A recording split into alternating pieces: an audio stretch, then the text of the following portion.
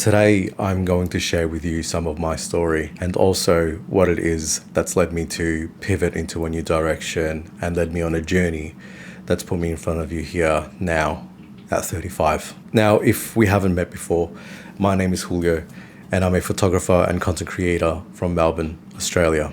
I've been doing photography for, let's say, just over 2.5 years now, and I'll go through more of my journey in a moment, but this doesn't come easy to me, and I thought that sharing my story would actually provide someone out there a little bit of an opportunity to seek something in a new direction and perhaps provide them some clarity, let them know that they're not alone, to find some light in that darkness that they're probably in, and also that they deserve to be happy and to try something new. I was born in El Salvador, and at that time, there was a war that was happening, a war that would eventually last over a decade. My family, however, decided to flee El Salvador because of all the turmoil. We ended up in Australia, and the challenges of migrating to a new country are crazy, to say the least. I didn't really understand all of them as I was only 4 years old, but the thing is that it actually shaped a lot of what my future came to be. The struggles that we went through and everything else that happened in between really made an impact in my life. But what I also didn't know at the time, because my mother did her best to shield me from it, was that my home was not a happy home.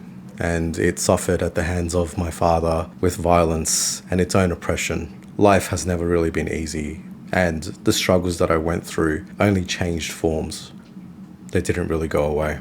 When I was 12, my father decided that he wanted to abandon us. He wanted to go back home to El Salvador because he always blamed us for this life that he had apparently left behind, and he just was never happy. It did come in a form of relief though for my family, because without him, we were able to progress. However, caused my mum to be left in a world that she didn't really understand or how to navigate. But that's a whole different story. And spoiler alert, she did way more than he ever could.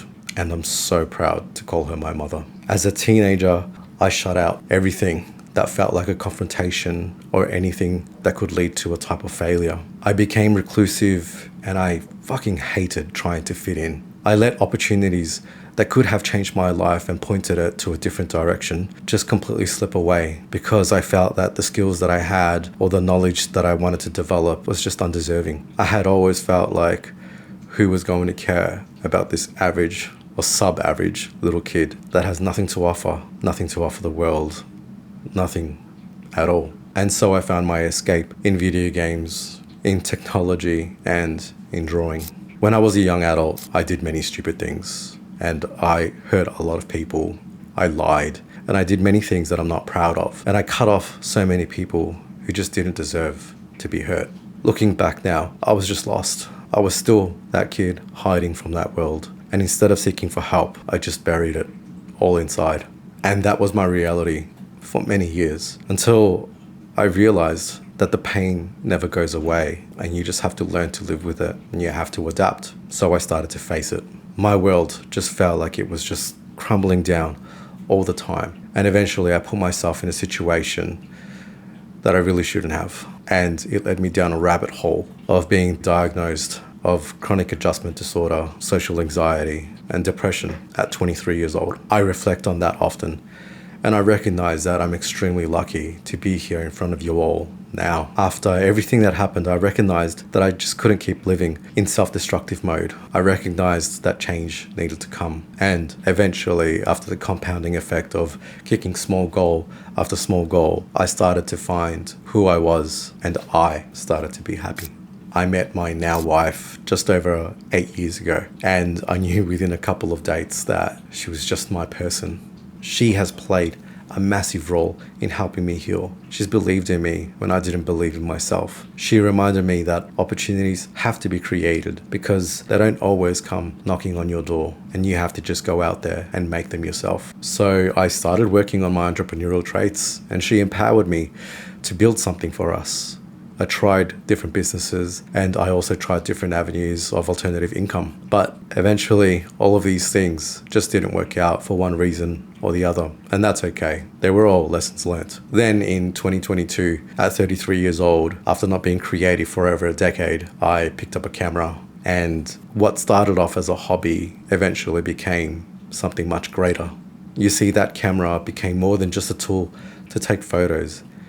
It actually became a way to rediscover myself, to find that passion of creativity that I thought I had buried after all of these years. And eventually, it actually led me to the point where I believe I've found my purpose. I started an Instagram and I started sharing my work. I also started sharing motivational messages, and eventually that led to me building community. And that's when I realized that I could create something meaningful on my terms. So that's exactly what I've set out to do. There's this quote that I love, and it says, "Rome wasn't built in a day, but it burnt in one." I don't remember when exactly it is that I heard it, but I always thought that this quote was always just quite powerful. And the reason why is because if we're careless, reckless, or even neglectful, whatever it is that we've ever built up from the ground, it could be lost. To me, I think this quote is quite powerful because I think it's a call to appreciate the effort that it takes to build something, and that you'd want to stay mindful to protect it. Now, in this journey, I knew that I had to start with a solid foundation, and I always thought that that foundation should have been discipline. So I did my absolute best to work hard so I can get to a point where I could start posting daily. And I did exactly that. I posted every single day for 8 straight months, and that was twice a day.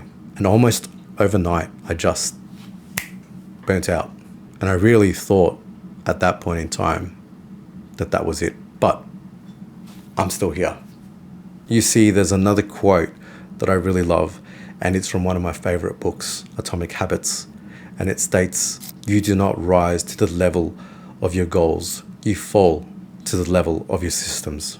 If your systems, meaning your processes and your routines, are weak, then even with the best intentions and the hardest work, you'll eventually find the consequences. The truth is that systems are the foundation that allow you to build up the pillars of discipline and consistency. Looking back now, it's obvious, but I just didn't know that then. And that's okay, because again, it's another lesson learned. Eventually, all those nights of prioritizing editing without an actual system in place started to catch up with me and started to overflow into my personal life. I know and I recognize that when you're building something, balance is almost always impossible. You see, I work full time. I'm a husband. I take care of my parents. I try to be a great friend and also a great brother. But you eventually run out of time for everything. And you also start to feel like you're running out of time to build on your dreams. I was starting to run thin and almost close to what I would say would be a mental breakdown.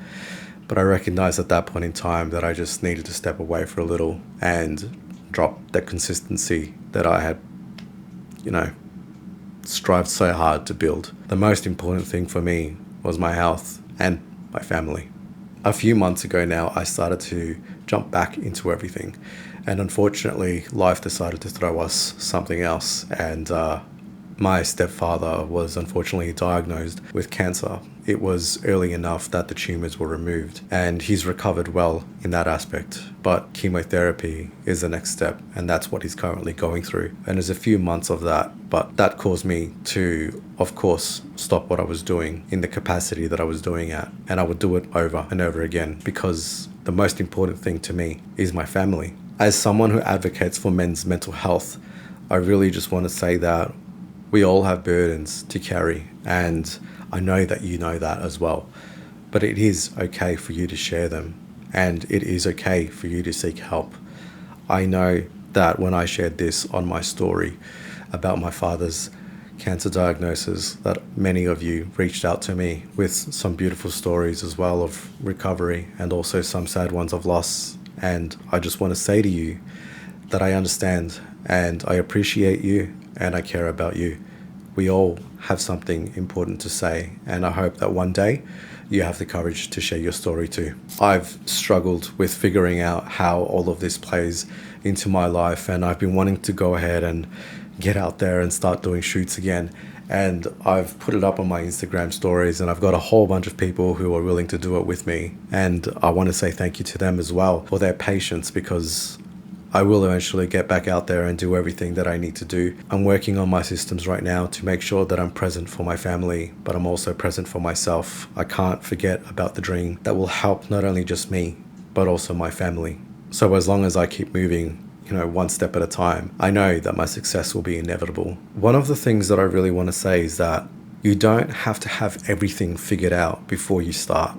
The most important thing to do is just to start, whatever it may be, whether it's sharing your story or whether it's prioritizing yourself. Just start with one simple step.